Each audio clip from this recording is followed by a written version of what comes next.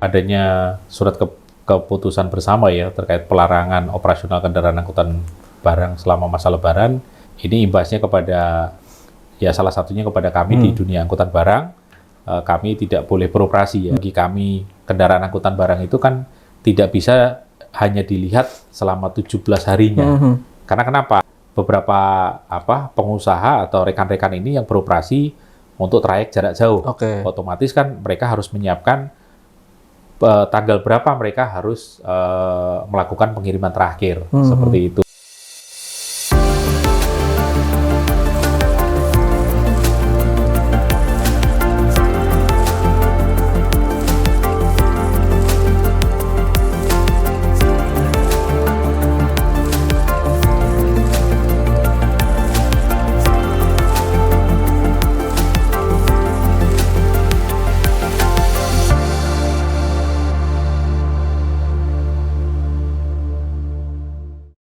Baik, sekarang saya bersama dengan Bapak Agus Pratikno selaku Wasekjen dari Aptrindo, Pak ya. Sekaligus owner dari PT Mandiri Mitra Raharja. Oke, terima kasih Pak Agus sudah menerima Tarasgo di kantor dari M2R, Pak ya. Mungkin sebelum menginjak ke topik utama, Pak bisa jelaskan profil dari perusahaannya, Pak. Baik, terima kasih Mas Abdul dan tim ya sudah berkenan untuk hadir di kantor saya. Nama PT saya PT Mandiri Mitra Raharja. Kami bergerak di bidang jasa angkutan barang darat. Untuk kita lebih fokus untuk barang-barang klasifikasi berat ya, seperti itu. Oke, Pak, menarik terkait topik yang akan kita bahas ini kan kita ketahui kan tiap tahun dari pemerintah ini melakukan pembatasan angkutan sebelum Lebaran, Pak ya. Sejauh ini sikap dari Aptrindo seperti apa, Pak? Ya, baik. Terkait dengan adanya surat keputusan bersama ya terkait pelarangan operasional kendaraan angkutan barang selama masa Lebaran, ya memang ini menjadi rangkaian acara tahunan ya bagi di Indonesia. Ini sudah menjadi tradisi kalau Lebaran itu ya banyak yang mudik. Nah, ini imbasnya kepada ya salah satunya kepada kami di dunia angkutan barang. Kami tidak boleh beroperasi ya. Kalaupun boleh beroperasi itu adalah untuk kendaraan jenis sumbu tertentu, khususnya adalah sumbu 2. Nah, kami terus terang dalam rangka untuk Lebaran ini, ya kami harus menerima menerima kondisi bahwa kami tidak bisa beroperasi secara maksimal, ya memang ini setahun sekali ya kita terima dengan kondisi apapun seperti itu. Walaupun dari pembatasan sendiri ini kan hingga 17 hari, Pak. Apakah dari Aptrindo melihat ini proporsional atau justru berlebihan, Pak? Ya, sebenarnya proporsional atau enggak itu kan sebenarnya ini juga sudah menjadi rutinitas ya setiap tahun, dan ini juga sudah berlangsung lama ya, mungkin hampir lebih daripada 5 tahun ya kan. Nah, memang kalau dibilang lama ya terus terang lama, apalagi bagi kami kendaraan angkutan barang itu kan tidak bisa hanya dilihat selama 17 harinya. Karena kenapa? Pada saat pembatasan tanggal 13, nah ada beberapa pengusaha atau rekan-rekan ini yang beroperasi untuk trayek jarak jauh. Otomatis kan mereka harus menyiapkan tanggal berapa mereka harus melakukan pengiriman terakhir, seperti itu. Jadi mungkin ke arah timur, dari barat ke timur perlu waktu 3 hari. Berarti mereka adalah last order ada tanggal 10, seperti itu. Begitupun juga sebaliknya. Gitu. Jadi memang kalau kami di angkutan barang itu tidak bisa hanya melihat sebatas bahwa SKP-nya 17 hari. Nah, realitanya itu pasti juga lebih dari 17 hari, bisa sampai 20 hari atau 21 hari seperti itu. Kalau dikatakan ini adalah kebijakan rutin, artinya dari pengusaha truk ini sebenarnya dilibatkan atau enggak, Pak? Ya, terkait dengan adanya pelarangan seperti ini, ya memang dari pihak Kementerian Perhubungan sebelumnya memang beberapa waktu yang lalu itu memang sudah beberapa kali melakukan ini ya rapat koordinasi bersama untuk sosialisasi gitu loh. Dan kami asosiasi di sini Aptrindo kan juga seringkali mengikuti dan sudah memberikan masukan-masukan kepada pemerintah, dalam hal ini kepada Direktorat Perhubungan Darat, seperti itu. Dari kacamata Aptrindo sendiri sejauh mana pemerintah mempertimbangkan kepentingan sektor logistik, Pak, ketika menerapkan aturan ini, Pak? Ya, kalau kita lihat sih memang pemerintah ini memang apa ya, dengan kondisi khususnya di Kementerian Perhubungan ini kan harus menyiapkan jangan sampai acara Lebaran ya, mudik dari saudara-saudara kita yang merayakan ini kan terganggu di jalan. Mereka semuanya, apalagi seperti diketahui kan Indonesia mayoritas merayakan Lebaran di situ. Nah, jadi kembali tadi apa dari pemerintah sendiri itu ya menyiapkan, kami sendiri juga apa ya harus siap seperti itu gitu. Jadi sebenarnya kami sudah siap lah karena memang ini sudah rutin seperti itu. Artinya secara policy tidak ada perbedaan Pak ya dari tahun-tahun sebelumnya untuk tahun ini Pak untuk pembatasan? Kalau untuk Lebaran sih hampir sama ya kita ya gitu loh dengan tahun-tahun sebelumnya gitu loh. Bahkan kalau di 2025 kan kami asosiasi sempat melakukan apa ya penyampaian aspirasi dengan kita tuh turun ke jalan gitu. Tapi kalau untuk tahun ini saya kira ya kita saling memahami saja seperti itu. Oke. Kalau dikatakan kebijakan ini juga merugikan pengusaha tracking Pak, sebenarnya dampak langsungnya apa sih Pak secara operasional? Ya tadi, karena kita itu dibatasin ya gitu loh. Memang di dalam SKB itu adanya kelonggaran, masih ada relaksasi untuk beberapa kendaraan sumbu 2 ya, atau beberapa produk yang memang masih diizinkan gitu loh. Tapi mengingat ini adalah eventnya itu adalah Lebaran, itu kan otomatis juga jalanan macet total gitu loh. Nah itu kan otomatis berdampak. Nah kami otomatis tidak bisa beroperasi, kendaraan tidak menghasilkan pemasukan, sedangkan operasional cost kami kan tetap harus berjalan. Diantaranya kan angsuran bank, ya kan, termasuk juga gaji karyawan. Nah yang sangat terdampak kan memang dari pelaku usaha di sini kan pengemudi, seperti itu. Artinya dari sisi utilisasi armada sama produktivitas drivernya Pak ya itu yang dirugikan. Iya betul. Jadi memang ya tadi kita tidak hanya melihat 17 harinya, tapi masa persiapan sebelum untuk di hari H pelarangan itu kan kita sudah harus mempersiapkan seperti itu. Oke. Apakah sampai berdampak pada mungkin pembatalan kontrak Pak karena mungkin ya dibatasi terlalu lama ini Pak? Kalau pembatalan kontrak sih tidak ya gitu loh. Memang sih kita untuk SKB kali ini kita mengucapkan terima kasih kepada Kementerian Perhubungan, Korlantas, stakeholder terkait lah gitu loh, bahwasannya SKB ini mereka sudah keluarkan itu jauh-jauh hari. Jadi paling tidak sudah prepare ya? Iya, kami sudah bisa menginformasikan kepada para pengguna jasa gitu loh. Dan begitupun juga pabrikan atau pengguna jasa itu juga sudah siap seperti itu. Artinya pemilik barang sudah aware dan sudah siap. Iya, betul. Oke. Tapi kan untuk tracking ini kan skalanya dari skala kecil sampai besar juga menengah. Betul. Nah, sebenarnya secara langsung dari case flow perusahaannya apa pengaruh, Pak? Terutama mungkin yang kecil-kecil. Oh ya, pasti sangat pengaruh ya, karena tadi 17 hari tidak berhenti itu boleh dibilang kita dalam 1 bulan itu kan efektif hanya 25 hari. Kalau 17 hari berhenti yang ditambah dengan masa persiapan tadi sebelum berhenti total, katakanlah kita 20 hari itu sudah kurang lebih hampir 3/4 bulan, 3/4 hari kerja nih kita terpakai gitu loh, yang kita tidak bisa sama sekali mendapatkan pemasukan seperti itu.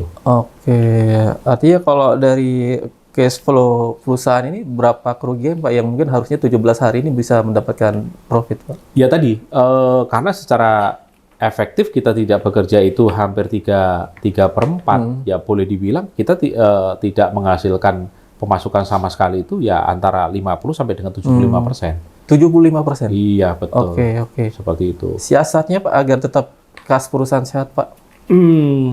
Ya siasatnya kondisi seperti ini kan semuanya juga semuanya dialami oleh para pelaku usaha angkutan khususnya ya gitu loh.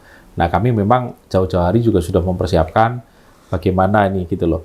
Karena memang inilah dunia angkutan di Indonesia itu, kita itu efektif bekerja dalam 1 tahun itu hanya 10 bulan. Gitu loh. Jadi hanya 10 bulan efektif. Makanya ya bagaimana caranya kita memaksimalkan selama bulan efektif itu kita bisa menutup kekurangan dari 2 bulan dalam 1 tahun tadi. Tidak mau bisa dikatakan kompromi ya Pak ya? Dengan situasi tersebut ya? Betul.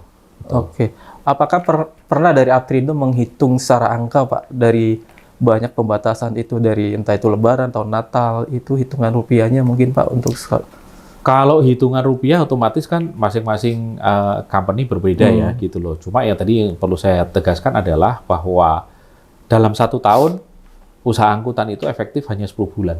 Oke. Ya kan? Nah, sedangkan kewajiban kami itu 12 plus 1. Plus satunya apa? Kami harus membayar THR. 12 bulan adalah yang fix. Angsuran bank, gaji, bla bla bla seperti itu 12 bulan fix. Nah, seperti itu. Nah, inilah yang menjadi PR bersama gitu loh. Bukan hanya PR kami sebagai pelaku usaha, tetapi adalah PR daripada pemerintah nih. Dari kemarin kita sudah bersuara nih gitu loh. Sementara tarif angkut jarang naik, Pak. Susah naik, Pak ya. Ya, tarif angkutan barang di Indonesia ini memang agak unik ya gitu loh. Kalau perlu diketahui bahwa hampir semua mayoritas tarif angkutan itu triggernya adalah kenaikan BBM gitu loh. Jadi selama tidak ada kenaikan BBM, rasanya berat ya kita ini menyesuaikan ongkos angkut seperti itu. Oke. Untuk aturan pembatasan ini daerah mana yang Pak yang paling terdampak? Apakah hanya Pulau Jawa, Pak, untuk?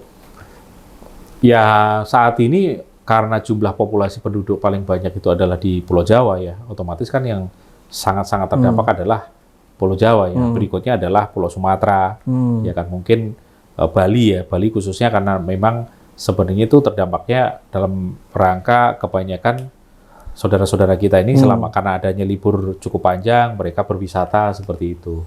Oke. Dan artinya juga selain di jalur Trans Jawa, tentu juga di pelabuhan juga berpengaruh, Pak ya? Bah, ini pelabuhan juga pasti, karena memang pelabuhan itu menjadi simpul ya gitu loh. Karena negara kita ini kan negara kesatuan Republik Indonesia, di mana terdiri dari berbagai pulau.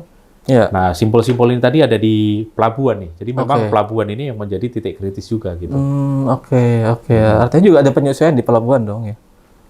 Pelabuhan ya yang sudah-sudah juga sama gitu loh. Bahwasanya ini menjadi PR kita bersama bahwa pelabuhan-pelabuhan yang ada ini kan kita lihat belum ada yang namanya lokasi untuk pengendapan untuk mitigasi lah kalau sampai terjadi semacam larangan-larangan seperti ini.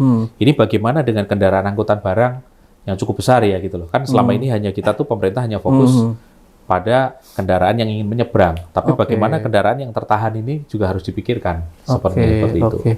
Apakah bisa dikatakan dengan pembatasan ini, dengan mobilitas terbatas entah itu di jalan dan di pelabuhan, biaya logistik secara tidak langsung tinggi, Pak? Sudah barang tentu ya pasti gitu loh. Jadi memang kan tidak mungkin pada saat penyeberangan itu ya karena terjadi banyak hambatan, otomatis juga kos-kos, apalagi di Indonesia sudah diketahui bahwa ya kos yang tidak tertulis ini yang cukup banyak. Nah, diantaranya ya salah satu di titik-titik pelabuhan itu juga menimbulkan kos yang cukup tinggi seperti itu.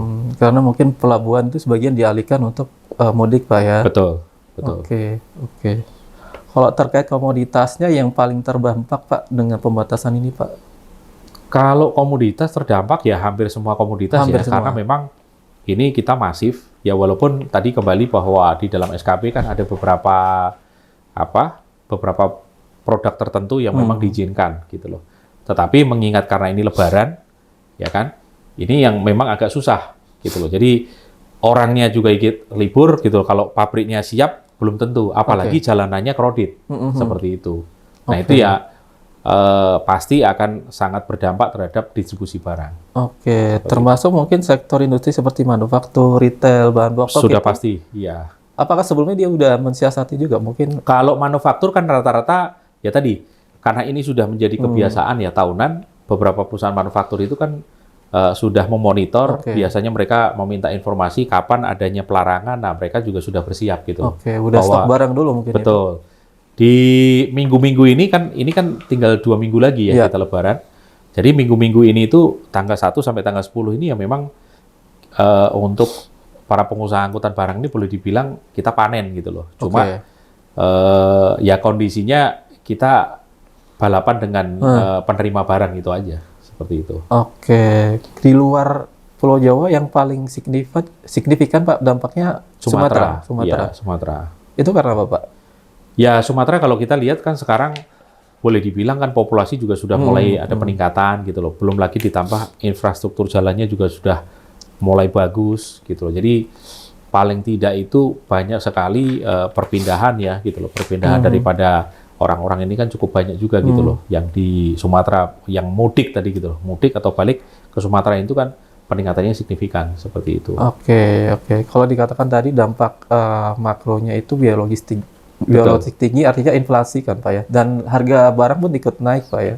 Ya, inilah tradisi di tanah air kita gitu loh. Bahwasanya setiap kali ada momentum, ada hari raya apapun, pasti barang-barang naik gitu. Yang dalam waktu dekat itu kan hari raya Imlek. Ya, sebelum Imlek juga harga barang naik gitu loh. Ditambah lagi kita Lebaran, ya naik lagi gitu loh, seperti itu. Yang tidak naik hanya ongkos angkut. Seperti itu. Oke. Artinya itu sifatnya untuk kenaikan ini hanya temporer karena efek dari pembatas ini, atau nanti setelah Lebaran juga normal, Pak? Nah ini kembali uniknya lagi di negeri ini bahwa setiap kali naik itu tidak ada yang mau turun gitu. Jadi momentum kenaikan barang itu di saat mereka naik, penyesuaian untuk turun itu boleh dibilang itu ya persentasenya rendah lah seperti itu. Oke. Berarti yang paling terdampak seperti UMKM, distributor gitu ya. Dan pasar tradisional Pak ya. Betul. Oke. Pak mungkin lebih detail lagi, lebih teknis lagi kalau dari Mandiri Mitra Raharja sendiri ketika mensiasati sebelum pembatasan apa yang dilakukan? Ya, kami otomatis di internal perusahaan kan karena memang ini rutinitas ya gitu loh. Memang terutama kita mengejar bagaimana nanti kita bakalan minus, otomatis kan utilisasi kendaraan kita harus maksimal. Nah, secara internal biasanya kita menyiapkan kendaraan yang harus ready, ya kan sopir juga harus ready. Ya, fokus utamanya adalah kalau kami adalah bagaimana mengupayakan kendaraan ready tapi juga tetap semangatnya adalah mengupayakan kendaraan yang berkeselamatan. Seperti itu. Karena ya kalau order lagi banyak, tapi kalau kendaraannya tidak siap atau sopirnya tidak siap, itu juga buat apa kita kerja capek-capek seperti itu. Artinya selama 17 hari benar-benar stuck di pool, Pak? Armada dari... Iya, karena memang tidak bisa keluar kemana-mana seperti itu. Dan orderan juga tidak ada. Seperti itu. Jadi customer kami pun juga mereka juga libur. Seperti itu. Karena memang trayeknya dominan di Pulau Jawa atau gimana, Pak? Ya, kami kebetulan hanya fokus di Pulau Jawa. Di mana, Pak? Jakarta? Kami dari ujung di ujung Banten, ya kan sampai dengan ujung timur, seperti itu, Banyuwangi seperti itu. Oke. Total unit berapa, Pak?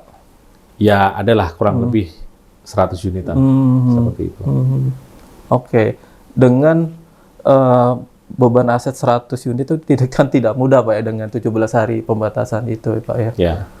Ada trik nggak Pak agar cash flow-nya aman gitu? Ya triknya adalah kita berdoa aja lah.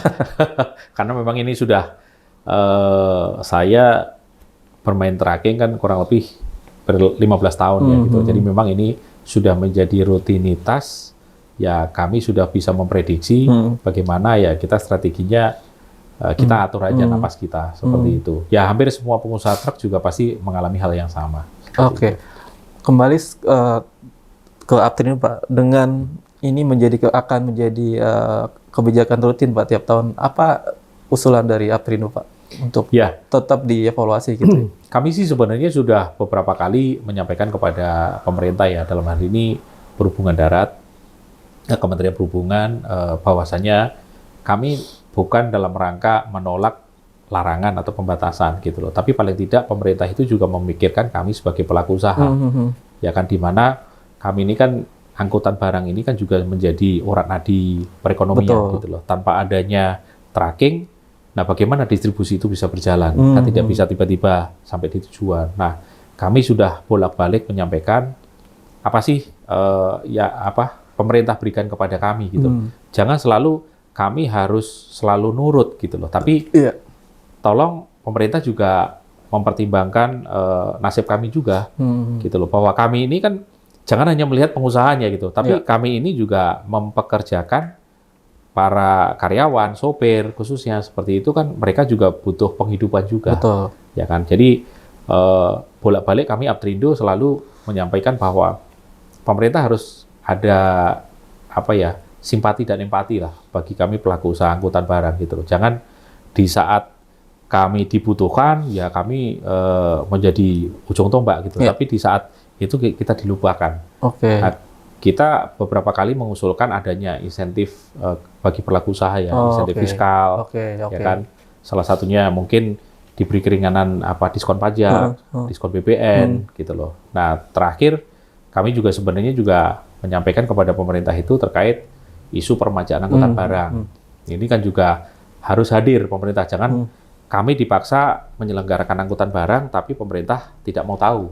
Apalagi ditambah dengan kondisi beberapa daerah menerapkan adanya option pajak seperti itu. Itu kan juga sangat memberatkan kami.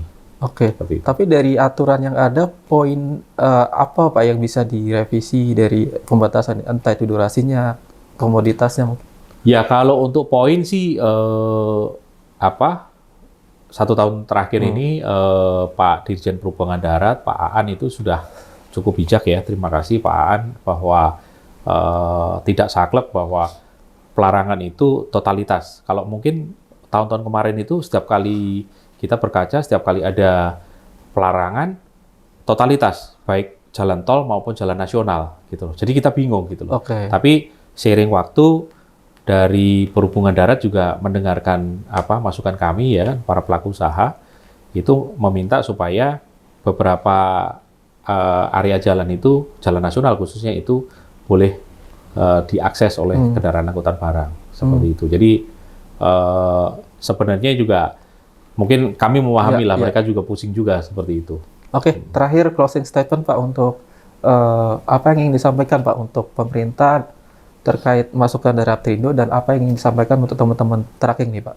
Ya baik, mungkin yang pertama buat pemerintah ya, kembali ke kami, saya mewakili dari Aptrindo bahwa kami pelaku usaha angkutan barang ini meminta kebijaksanaannya juga gitu loh, bahwasannya pemerintah harus adil juga, jangan hanya memikirkan bagaimana memberikan ruang atau jalan kepada para pemudik atau yang ingin menikmati liburan gitu loh, tapi juga perhatikan juga kami pelaku usaha ini harus hidup juga gitu loh.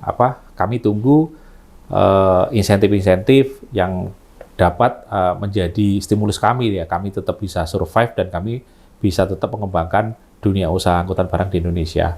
Nah, bagi para kawan-kawan pelaku usaha angkutan barang, ya pembatasan ini memang mungkin menyakitkan gitu loh. Ini memang resiko kita di dunia usaha angkutan barang. Tapi percayalah sebenarnya pemerintah juga bijak mengaturnya. Kami juga sudah berupaya Aptrindo, ya kami minta dukungan para pelaku usaha angkutan barang ini sama-sama mendukung apa yang pemerintah sudah putuskan. Jangan sampai ada yang nekat, ada yang ya puas tidak puas itu pasti ada gitu. Nekat yang nanti akhirnya merugikan bagi para pelaku usaha sendiri. Seperti itu. Terima kasih Pak Agus. Semoga masukan dari Aptrindo didengarkan oleh pemerintah ya Pak. Terima kasih. Ya, terima kasih Bapak.